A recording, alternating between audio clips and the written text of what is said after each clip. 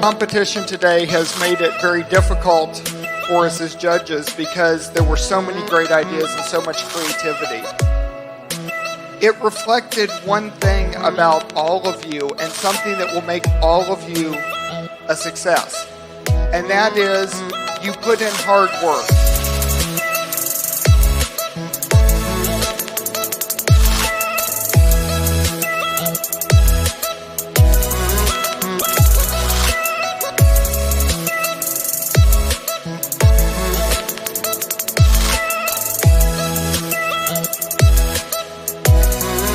The winner of BCC 2018 is Lycans, Delhi Private School, Dubai.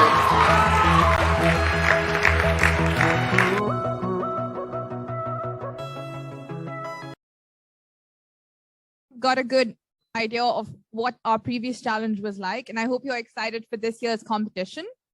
I would now like to introduce our game master, Mr. Daniel Atkins. Mr. Daniel Atkins joined the Transnational Academic Group Middle East in 2009 as a faculty member in the Schools of Business and Information Technology and has led the organization for the past 7 years. Dan has spent the first 20 years of his career working in the IT industry, providing services for companies including IBM, Dell, Clorox, Philips, Hershey's, Coca-Cola, Merck, and Visa. His roles included programming, quality assurance, auditing, project management, security, disaster recovery, and business process reengineering. In addition to being a management consultant, he has held numerous management positions, including CIO and CEO. Before coming to the UAE, he has worked extensively in the UK, Vietnam, the United States, India, and the Philippines. He has started several businesses and has worked in multiple successful startups. Dan holds an MBA and postgrad certificate in business research from Heriot-Watt University, along with numerous professional certifications.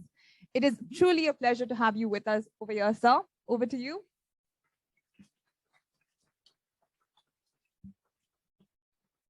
Thank you so much. So the BCC is something that is very important to me. It's something we actually started nearly a decade ago now, and we have continued to grow year on year. We started with, I believe, about 150 students in the first one. There are nearly 1,800 students registered for this year. It's the largest BCC we've ever held. And I am thankful that you've all chosen to be a part of it, because this year's BCC is on the single most important topic in the world, and that's sustainability. When Ms. Everell was introducing me, a couple things she didn't mention. I was at one point academic director for the sustainability program for a university here and was teaching into environmental sciences. And I have been going out and doing public lectures on environmental causes and sustainability for nearly 15 years, including doing some on stage at the Dubai Mall, for example. So I've been all over. I've been on radio on this. So this is a cause that is absolutely near and dear to my heart. And as the CEO of the organization, I have been working very hard to really drive the entire organization toward greater sustainability.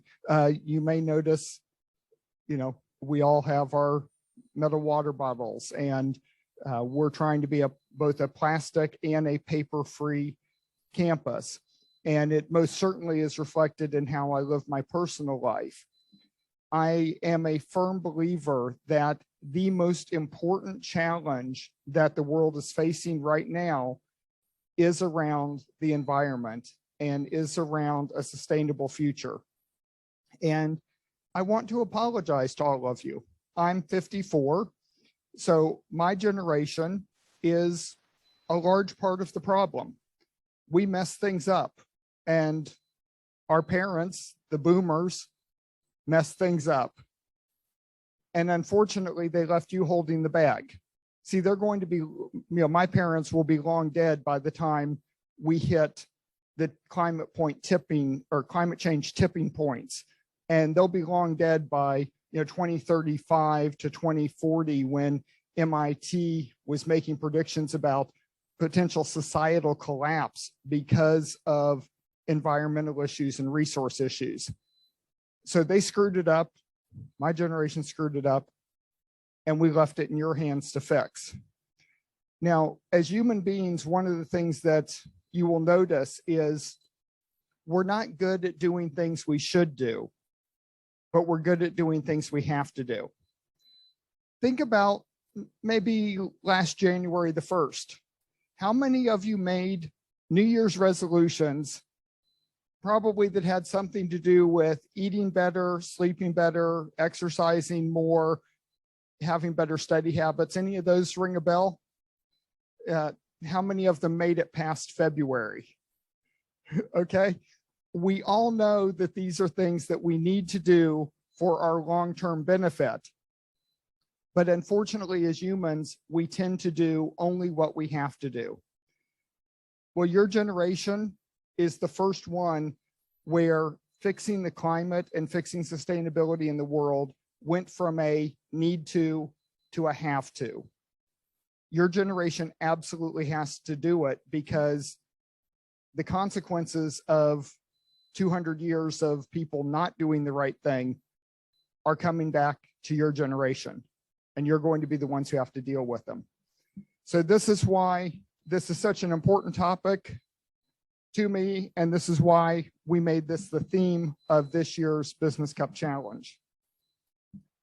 Okay, so let's get started and talk a little bit about sustainability and then the rules and process for the Business Cup Challenge. So last year, the UN Intergovernmental Panel on Climate Change released their 13th report. And this is the first time they ever said it's a code red. We have already passed a few tipping points, and we are rapidly approaching others. They said if every commitment made at COP26 in Paris is fulfilled, we're still going to end up with 1.8 degrees of warming. 1.5 was considered to be the maximum safe level. Even that was iffy. But 1.5 isn't even a possibility given the current commitments from government. And that's if everybody does what they say they're going to do. And unfortunately, governments haven't been terribly good at that. If we look at the temperature records, the temperature keeps going up. The classic hockey stick that was originally produced by Hansen at East Anglia University. Now, you might be thinking, what's 1.5 degrees, 2 degrees? I mean, think about 2 degrees. If it was 20 degrees in this room or 22 degrees in this room, most of you could not tell the difference, right? What's 2 degrees? I need you to understand what 2 degrees means in a global context. The difference in temperature between the last ice age and the temperatures that we've been experiencing since about the 1600s till now was 4 degrees. Only 4 degrees. If we go 4 degrees above where we were in 1800, there will be no ice on Greenland. There will be no ice on Antarctica. There will be no polar ice cap. There won't be snow and ice on the top of mountains. Monsoon seasons will change. The water level in the ocean will go up about 8 meters.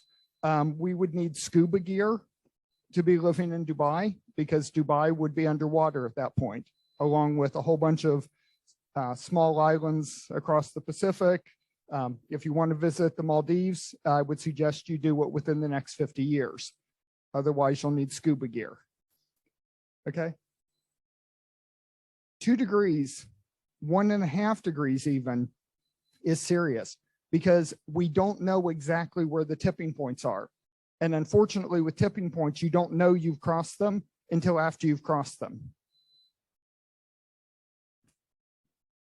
Human beings have also been responsible for what is called the sixth great extinction event.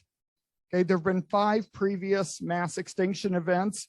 These have been caused by everything from cyanobacteria producing waste oxygen and oxygenating the planet, to asteroids hitting the Earth, to massive volcanic eruptions. This is the first time that one species has been causing the extinction of nearly every other species. If you read the news this morning, for the first time in recorded history, the crab fishing season off of the Bering Strait in Alaska has been canceled. From last year to this year, over 1 billion crabs have vanished. They're gone. There's so few crabs left that they cannot allow any fishing this year, at risk of completely making those crabs extinct. And that's just in the news today. You can go back over the months and read more and more about it. And then, of course, there's our pollution. Anybody ever heard of the Great Pacific Garbage Patch? Yeah. So imagine an area bigger than the entire Arabian Peninsula filled with floating plastic and other debris. And that's what we've got. And by the way, that's only one of 6 of these oceanic gyres around the world that are filled with plastic waste. So there's a lot of challenges there.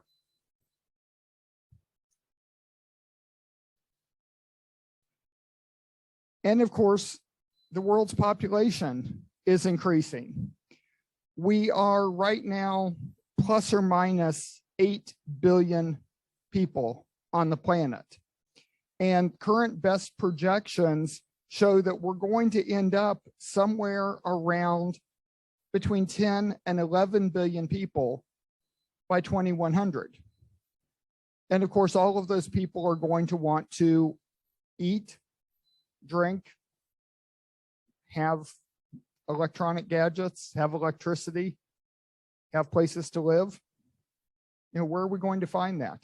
To give you an idea of the scope of how fast the population is increasing, if civil engineers went out and built a city that could house 1 million people every single week between now and 2100, we would only have satisfied 3/4 of the need. Do you see a city of 1 million being put up every single week? Oops, we got a bit of a problem there. We're also seeing incredible drought. Desertification is becoming a huge issue. And we also have the opposite problem. If you've been paying attention to what happened in Pakistan this year, floods unlike any ever recorded in the history of that country. And of course, we've got problems with hunger on a worldwide basis. There are still well over 1 billion people, 1/8 of the population, who are listed as food insecure, which means they don't know where their next meal is coming from, or if there will even be a next meal. And then pollution. It's not just in the oceans. We have pollution all over the world. And even though I think we live in the greatest country in the world, right here in the UAE, there's a lot of pollution out in the desert. I've seen autopsy pictures from camels that were living free in the desert who actually ate so much plastic waste, they starved to death because their stomach was full of plastic waste and they couldn't get actual food down. They had a ball of plastic waste in their stomach that weighed about as much as a human. You can imagine that. Now, with the current situation, the US has done a fantastic job of exporting its lifestyle or the desire for its lifestyle with movies, television, all of that. If everybody currently alive wanted to live the same lifestyle as people in the US do, we would need 5 of planet Earth. Do any of you happen to have 4 Earths maybe in your shed or something? No? We got a little bit of a problem. And this is with current population. We need to get down to the point to be sustainable where everybody in the world is using roughly the same amount of resources as people in India are today. Now, that's not saying that we need to have that lifestyle. We can be clever about this. We can be creative. We can create a truly circular economy where all of the resources get reused over and over again so that we are not overusing the planet's resources.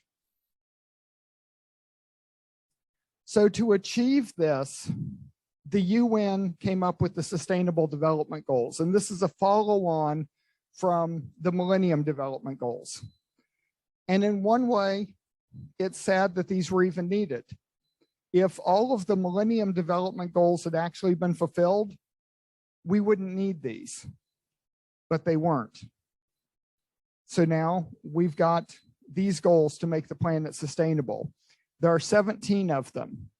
And unlike the Millennium Goals, which were supposed to be completed by the year 2000, these don't have a deadline. And these are probably the last set that we'll ever need, because we either address these and we have a livable planet, or we don't, and it's just not going to matter because we won't have a planet that's inhabitable. So I want to go through each one of them with you, because all of the case studies that you're going to do during this challenge are related directly to how can we implement these Sustainable Development Goals through business. And I'd like to point out why that's important. We cannot count on governments to do this. If you've noticed, governments don't tend to be really good at doing things that are long-term. Governments tend to do things that will get them reelected in the next election cycle. Abraham Lincoln, in his Gettysburg Address, famously said that the United States had a government of the people, by the people, and for the people.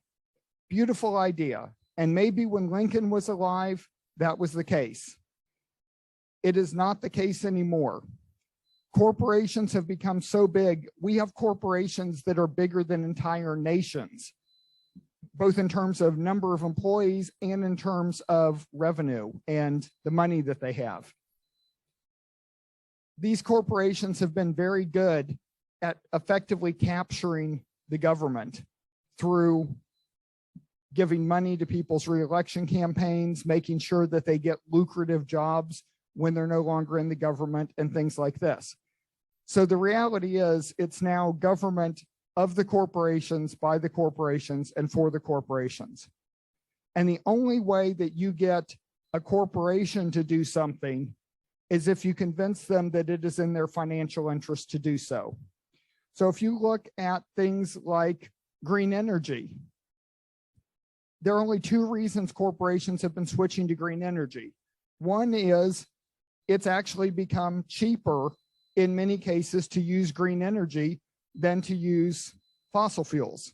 This is especially true in Europe right now, where you're looking at prices of natural gas that are 4 to 5 times what they were a year ago. Suddenly, green energy is 1/4 the cost of the natural gas. The other way to get corporations to make this change is when all of you vote with your money. When you let corporations know, we will not buy your product unless you are sustainable. That also forces their hand. And when you force the corporations like that, only then will they force the government and get the government in line? And it's interesting. You might think, well, why would they do that? Let's say you're one of the world's biggest corporations and you're being forced by your customers to move in a more sustainable direction. And maybe that's not as financially viable as how you were doing things. Well, how do you level the playing field? You get the government to enact a law so that all of your competitors also have to do that. Now you've removed that as a barrier to your business. Okay? So you have the power. Where you spend your money, the companies you support can actually drive this. So let's talk through what the goals are. The first goal is no poverty. And when we're talking about poverty by the UN definition, we're talking about people who have income of less than $2 US a day, roughly 7 dirhams. And you're probably thinking, I spend more than that on coffee every day, right? Okay, that gives you an idea of how low the bar is for what they mean by poverty. So what are we talking about here? We're talking about addressing the needs of that population and doing things like making critical services available to them at no cost. And by critical services, we're talking about housing, food, water, education, medical care, and electricity. The things that people need to survive, right? The second goal is about zero hunger. And I talked about the over 1 billion people who are food insecure in the world. So the first part of this goal is getting food security for everybody so that everybody knows there is a next meal and I know where I'm going to get it. It's also making sure that this is done with a proper nutritional balance. It does not help to send billions of tons of polished white rice to people because that is not nutritionally balanced. Okay, we need actual nutrition. We need, in addition to rice, we need lentils, we need beans, we need some vegetables. Those are the things. Now, while we're on this, I will point out the irony of the fact that while over 1 billion people in the world are food insecure, don't know where their food is, we're also facing the largest obesity crisis in the history of the world. Over 2 billion people are clinically obese. And you'd think, okay, well, at least they're well nourished. No, they aren't. Okay? How did they get that way? You all got lied to. And you got fed the line of the standard American diet, right? We call it SAD, standard American diet. So years ago, back in the 1950s, the companies that make sugar decided that they wanted to hide a nasty little secret. Sugar is the cause not only of obesity and diabetes, but also things like heart disease. Okay, you've probably heard, oh, you know, if you have a high fat, high cholesterol diet, that's where you get heart disease and strokes. Rubbish. They actually hired some corrupt scientists to publish papers making fat the enemy.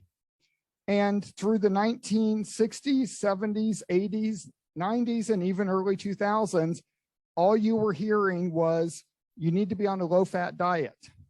So what did the food companies do to make the food still taste good? They bumped up the sugar.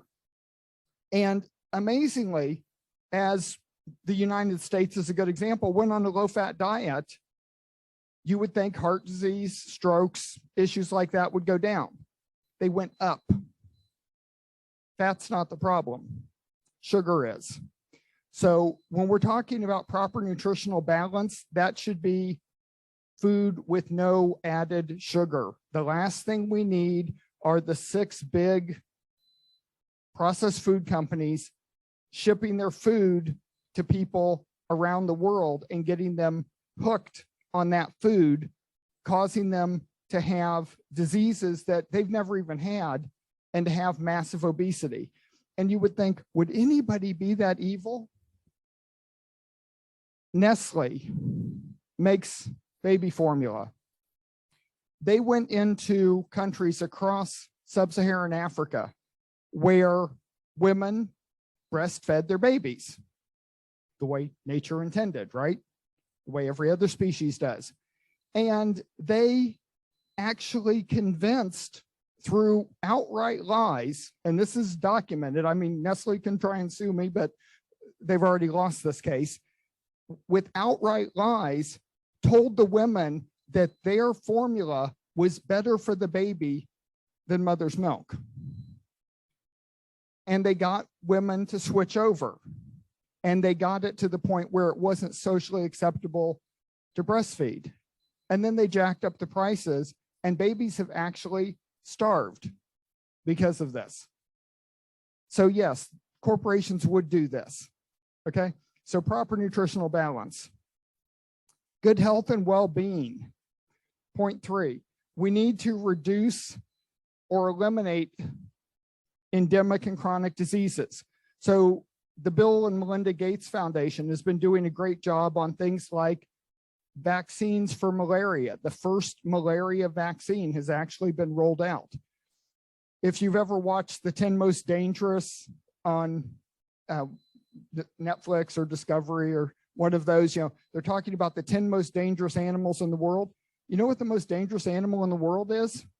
The mosquito. The mosquito kills more people than any other species on Earth. So we need to get rid of diseases like that. We also need to get rid of chronic diseases like what Dr. Robert Lustig from University of California, San Francisco calls processed food disease. You all know it as type 2 diabetes. It's the fastest growing chronic disease in the world right now, and it comes from eating processed foods. Okay? If you're not eating whole plant-based foods, you're likely to end up with it sometime in your life. We need to reduce childhood mortality. You've probably heard that if we go back to the 1800s, the average lifespan was about 40, 42 years old. And you might be thinking, wow, yeah, that must have been something. Nobody made it to 50. No, that's not what that means. There were people who were living to be 100 years old back then, most of them in Japan. But what was happening was children were dying at a ridiculously high rate. If a family wanted to have 1 or 2 children make it to adulthood, they would probably have to have anywhere from 4 to 6 children just to have 1 or 2 make it to being adults. Childhood mortality has been decreasing since the 1800s up until about 5 years ago. And it started to turn around in some places because of access to good health care. And unfortunately, due to people following pseudoscientific beliefs in the whole anti-vax movement and children dying of vaccine-preventable diseases. So this has become a much bigger issue. We're actually going backwards, headed back toward the bad old days. We need to increase healthy lifespan. So if I ask you, how many of you would like to live to be 100? Most of you probably would. And then I said, well, how would you like to live to be 100 if the last 50 years of your life you were bedridden? Probably nobody, right? So it's not just increasing lifespan, it's increasing health span that we need to focus on, making sure that people not only have long lives, but are healthy for a greater percentage of their life. We need to focus on quality education. Now, all of you are blessed. You are going to some of the finest schools in the world with the UAE Ministry of Education and the Dubai Knowledge and Human Development Authority. Your schools are literally some of the best in the world. So you're privileged in that way, but not everybody is. So we need to make sure that on a worldwide basis, we have education through secondary available at no cost to the families. Now, that doesn't mean eliminating the schools that you go to where your parents are paying, but it means for those who can't afford to pay, they still have access to education. And we need to make sure that that education is meeting international standards of quality. So just because it's free doesn't mean that we can give a lesser education. I think all of you would agree. That's just not fair, right? Life should not be a lottery about where you happen to be born. It should be about equal opportunities. Gender equality is number 5. So we're talking about equal rights and opportunities for both genders so that it doesn't matter, male, female, you have the same opportunities, you have the same legal rights. And equal pay for equal work. 2 people doing the same job, it shouldn't matter whether they're male or female, they get the same amount of money. Clean water and sanitation. We need clean, drinkable water at everybody's home. And you might ask, well, why did you specify at their home? We have another campus. My company has another campus in Ghana in partnership with Lancaster University. And in Ghana, there are children who do have school available to them, but aren't able to go because they spend their day walking back and forth to the well, which is several kilometers from their house. So imagine spending your entire school day walking with a big bucket of water back and forth to the well so that you have enough clean water just to live. That's what they're having to do for their education. We also need sanitary bathroom facilities at every home. If you have been following the news, you've probably seen that in Haiti right now, they're having a massive outbreak of cholera. Cholera is a disease that shouldn't even exist in this modern world. We know how to prevent it. It's simply making sure that there are good restroom facilities available for everybody. But yet, a country that's literally a few hundred kilometers off the coast of the United States is having an outbreak of a disease that should have gone away back in the 1800s. We need affordable and clean energy. And all of this energy needs to be carbon neutral. Okay, we are past the point where we can keep putting carbon into the atmosphere. And by the way, it's not just carbon.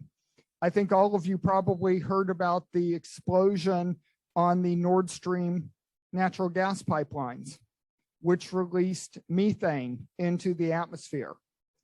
Methane is a significantly stronger greenhouse gas than carbon dioxide. So when that happened, that just burned up a whole lot of the space we had between where we are and that 1.5 degrees, because that methane will now be in the atmosphere for anywhere from 10 to 15 years, depending on how things go from a solar standpoint. It takes about that long to break down. Well, that means over the next 10 to 15 years, it's going to be just that much hotter, which could get us to a tipping point quicker. The energy needs to be available to everyone at affordable prices. Now think about people who are making less than $2 US a day. That energy is probably going to have to be free because 100% of their money has to go toward food. We need decent work and economic growth. So we need paid work available for all adults, and preferably not having children having to work. And there's a lot of that going on. There's an organization called Walk Free. They have a website, walkfree.org, that talks about modern slavery. And in many parts of the world, there is still child labor under slave conditions. And you're probably thinking, ooh, that's horrible. You know, would any of you want to be part of supporting child labor? Do you all have smartphones, computers? Yeah, Democratic Republic of the Congo is one of the biggest users of child labor. And what are these kids doing? They're mining cobalt. And what is cobalt used for? It's one of the key components in making smartphones, big screen TVs, laptops, things like that. Now, I'm not saying we should all get rid of our smartphones, big screen TVs, and laptops, but we need to find a way by maybe paying a little higher price to force upon the Democratic Republic of Congo better practices where they're not using slavery, where they're not using child labor. It is possible. The other issue with paid work for all adults is something you've probably all heard about, right? AI, robotics. You've probably heard about those replacing a lot of jobs. Well, that's happening, and that's going to continue to happen. So we need to make sure that we do not end up in a world where there's, people like Musk and Bezos and Zuckerberg who own AI systems and robotic systems, and all of the rest of us become disposable humans. They just don't need us because they've got robots and AI doing all the work. Making sure that there's no child labor and no slavery, and making sure that there are safe working conditions for everyone.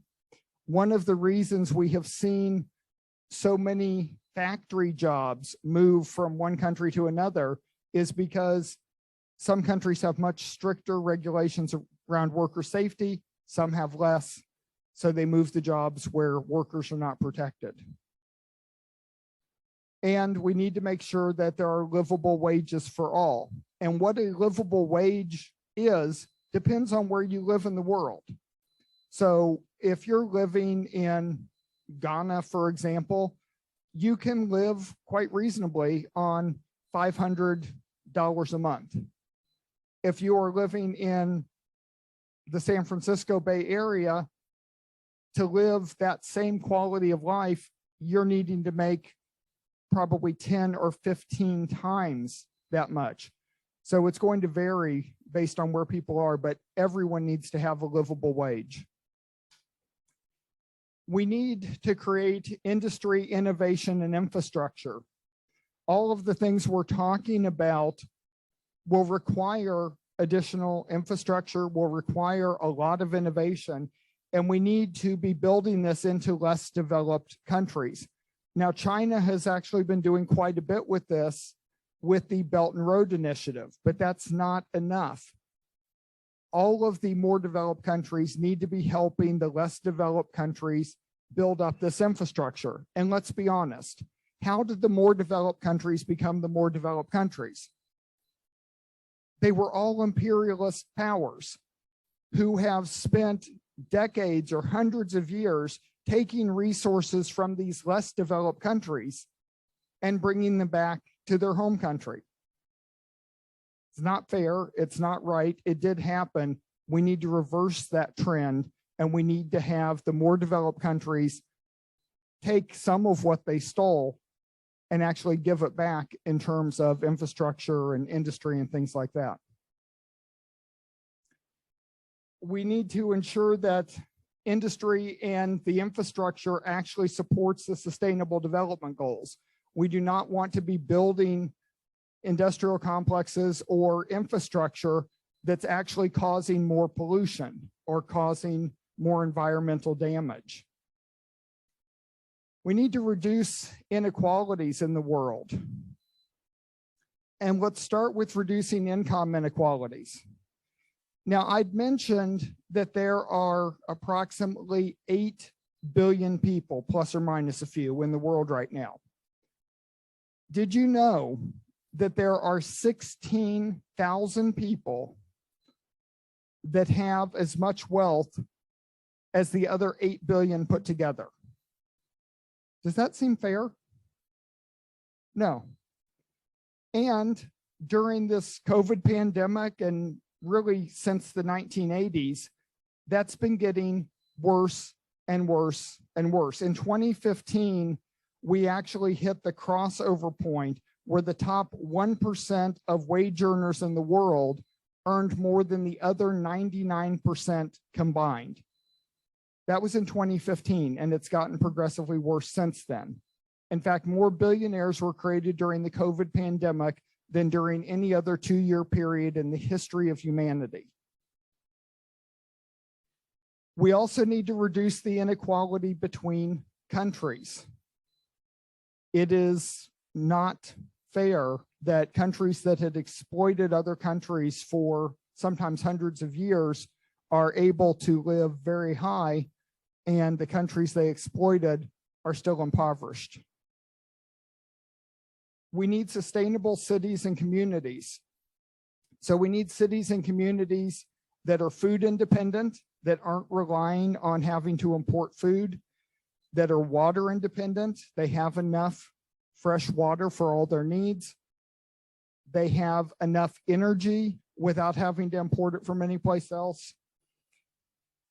And they have, sorry, that one went too fast, all of the services that they need, all of the medical services, educational services, things like that. Number 12, we need responsible consumption and production. So we need to make sure that all of the items produced in the world are either carbon neutral or carbon negative. And that is actually possible. We need to get rid of forever chemicals. We as a human species did really well back in the 1970s and 80s, getting rid of chlorofluorocarbons that were destroying the ozone layer. At this point, they have found, no matter where they look in the world, if they do a blood test on humans, they are finding forever chemicals in their bloodstream. These are chemicals that nature just can't break down. We need to stop using those. And of course, reduction of waste. We need truly circular economies where every bit of waste that's produced is then taken back to the start of the cycle and used as raw materials, so that we stop extracting things and we stop throwing things away.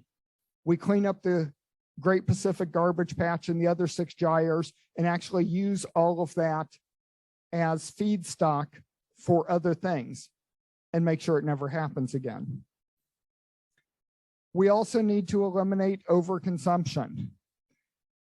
In reality, in many countries of the world, not all, but in many countries of the world, people use way more resources than they need just because they don't think about it. It's so cheap relative to their income that they just waste, literally. Just take the amount of water used. Compare the amount of water used in a sub-Saharan Africa country per person to the amount of water used in the United States per person. The difference is over 50 times, okay? So we need to deal with that. We need to take action on the climate. And the biggest thing is reducing and eliminating greenhouse gas emissions. And this is not only carbon dioxide, but it is also methane. And you might be wondering, well, you know, what can I do? One of the most powerful things you can do is to change your diet. There's a great book called Diet is Climate, and it talks about how what we eat has a massive impact. And if you look at where greenhouse gases come from, depending on the study, it's anywhere between 40 and 80% of all greenhouse gases come from agriculture related to the production of meat. Okay? In reality, cold hard reality, we cannot have everybody in the world eating the standard American diet. It just won't work. Literally, the planet cannot support it. So if you want to do something that really makes an impact on reducing CO2, go veg or vegan, stop eating meat, because that is one of the single largest producers of greenhouse gases in the world. You need to reduce emissions of other pollutants. So beyond just the greenhouse gases, so much of what we as humans do right now releases massive amounts of pollution, and it's in gaseous form, it's in liquid form, it's in solid form. We manage to pollute in every possible way, and we need to be capturing that and bringing it back in a circular economy. And then the reality is we've already passed some tipping points. Things are already happening, so we need to be working on climate change abatement. How do we fix the problems we've already caused? How do we deal with the floods in Pakistan or the flooding in Bangladesh or in Venice, Italy, for that matter? It's happening everywhere. We need to deal with life below water. I started off talking about how the crabs disappeared, over 1 billion crabs. But that's not the only species. At this point, nearly every species has been overfished to the point of near extinction. And one of the worst of these is what's happened to sharks, specifically related to shark fin soup, delicacy in China. Poor sharks are pulled out of the water, their fins are cut off, they're thrown back to die. Sharks are the apex predator. Do you know what happens to environments when you get rid of the apex predator? All sorts of bad things. They did that in Yellowstone National Park. They got rid of the wolves there, and they ended up with massive overrun of deer and elk, which then pushed out other species, brought in massive amounts of disease, and even the deer and elk started dying of famine and things like that. They brought wolves back, got the environment back into condition. What happens when we kill all the sharks? I hope you all like jellyfish, because where this has been looked at, if we kill off all the sharks, by cascade, we get other species going extinct, and what's left are jellyfish. That sounds like a great sea life environment to be in? I didn't think so. So we need to be working on extinction preservation. We need to make sure that everything on the red list gets off of the red list. And then pollution prevention and abatement. One of the biggest issues that sea life has, because most of the sea life lives near the coast, is all of the stuff that we're putting into the water. Chemicals that are literally causing fish to change gender, and runoff from our farming that's causing dead zones because we're causing algae blooms that then take all of the oxygen out of the water. We need to look at life on land as well. We need to preserve topsoil. Topsoil is the ground that you can actually grow things in. And if you look back to the 1800s, we have already gotten rid of 95% of all of the topsoil on this planet through bad farming techniques. We need to change from the industrial farming that we're doing now to a proper type of farming that can still be done on an industrial basis, but does not destroy the topsoil by planting things together. For example, you plant corn, you plant beans. The beans actually fix the nitrogen on their own, so you don't need all of the artificial nitrogen fertilizers, which cause huge climate change and carbon releases, and it preserves the topsoil. It just requires these big companies like Arthur Daniel Midland and Cargill and Nestle to change how they're doing things. We also need to be working on de-desertification. There are a number of deserts in the world, the Sahara and Gobi being two great examples, that have been expanding very rapidly. And we need to put a stop to that. And there are techniques that can be done. And China is doing a fantastic job of actually stopping the advance of the Gobi Desert and reforesting the area. And we need to be doing that because deserts are much more reflective than forest. And because of that, we end up with greater climate change. And of course, again, on land, extinction prevention. We also need to stop polluting the land the way we have been doing it, and we need to clean it up. Number 16, peace, justice, and strong institutions. To make this work, we need peace both locally and globally. Think of the conflict going on in Ukraine right now. Think of the environmental damage that's come from that. Just take the Nord Stream pipeline and all of the methane released. Think of all of the fires that have been started, all of the damage from explosions. All of this has climate impact. So we need to be keeping the peace on a worldwide basis. We need to ensure justice and human rights for everyone in the world.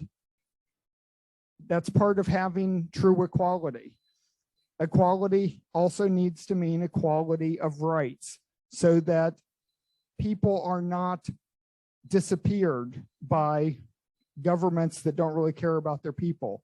We need to have a situation where everyone has the opportunity to grow up and to live with a feeling of safety, not constantly afraid.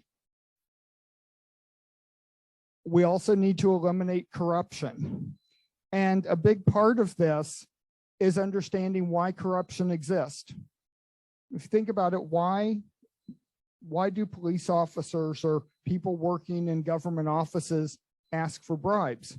It's because they're not being paid a living wage. So if we go back to the earlier part where we're talking about making sure everybody's paid a living wage, that will go a long way toward eliminating corruption, because people will be able to feed their family and house themselves and that kind of thing without having to resort to that.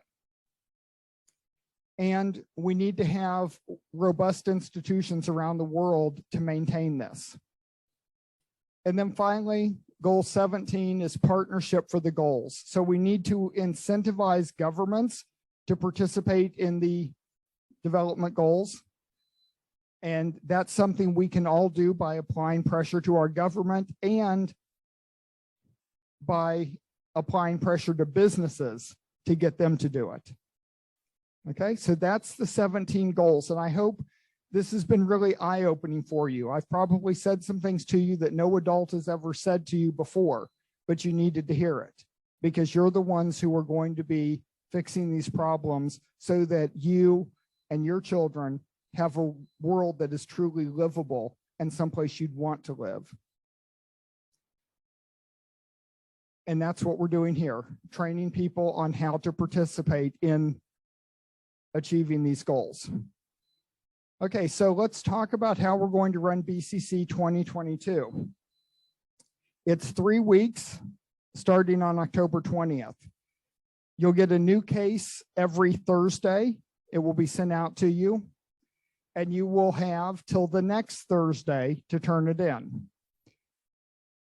You'll get feedback on the case by the end of the day on Monday. And one of the things that we commit to do is giving you meaningful feedback. It's not just a score. You actually get detailed feedback on what you've proposed so that you can improve for the next time. And more importantly, so that you can improve your thinking on these things for how you actually live your life. So if you're submitting it as a document, no more than 2,000 words, not including any bibliography that you include. And you can also add in up to 2 additional pages of charts and graphs to illustrate your points if you want to. I will say that you do not have to have citations for everything. If you do, that's great. It's good practice, but you don't have to have citations for everything because a lot of this is going to be your own creativity. What it does have to be is original. Everything gets run through Turnitin. So do not copy and paste anything from the internet. You need to write everything in your own words, okay? People have asked, what percentage is allowed? Technically 0%. We're a little easy with that. Up to 10% will consider it. Anything above 10% plagiarism is automatically disqualified. You can use any format you want. It can be PowerPoint, Prezi, a document, a spreadsheet. You could even submit an audio or video. If you do audio or video, not more than 5 minutes in length. Okay.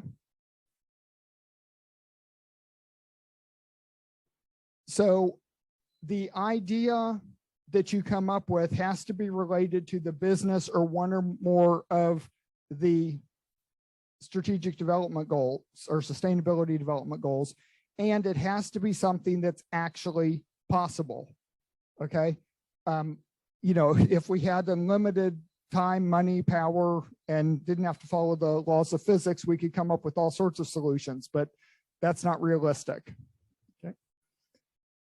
You do not need to go into technical details. So if you're talking about Pescovite solar cells, you do not need to explain to us what those are. Okay. We understand, and if we're a little unsure, somebody on our team is familiar with it. You need to show how the business plan makes or saves money.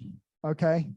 So you should have a financial plan in there projecting how much it's going to cost and then how much it will either make or save. Because like I said earlier, the only way that you get corporations to do things is if it makes or saves them money.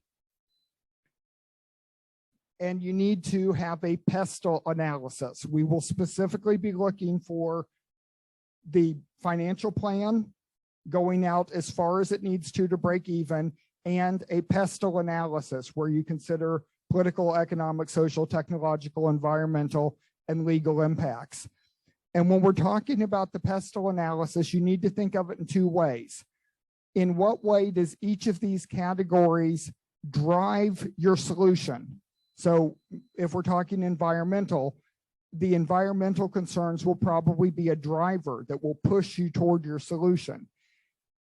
The other aspect is how do each of these areas constrain or limit your solution? So maybe from a technological standpoint, you're only able to get solar cells that are 28% efficient. Okay, that's a technological limit. Maybe there are some political limits to what you're able to do based on certain countries. So you need to be thinking of these 6 aspects in both ways. How do they constrain what you're proposing, and how do they drive what you're proposing?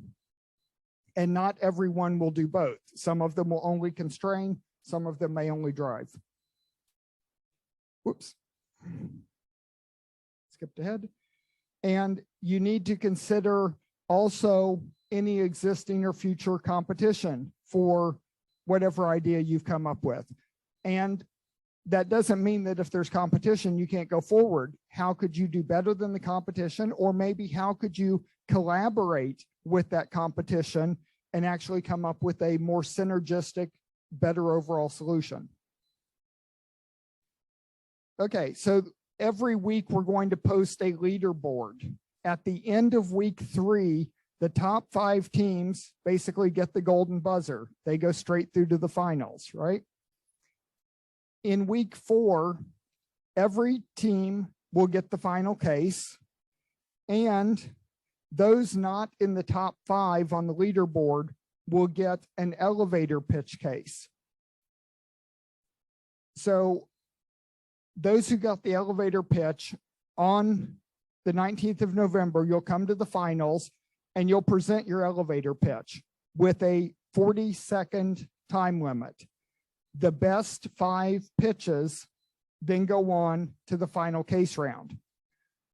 And I'm begging you, please, when you come with your elevator pitch, have already prepared your final case and be ready to present it. If you come and you haven't prepared or you're not ready to present it, why are you bothering doing the elevator pitch, right? You're coming planning to lose. That's not the right attitude in life. You need to come planning to win. You know, there's the old joke about, confidence is going out hunting for Moby Dick and bringing the tartar sauce with you. Okay, we need you to come prepared so that if you are one of the top 5 pitches, you're ready to go on stage and actually win this thing. So again, to borrow something from America and Britain's Got Talent, you need to be in it to win it. Okay, so the final case, you can present it any way you like. You have a strict 10-minute limit. Now this is going to be on stage in front of 1,000 or 1,500 people.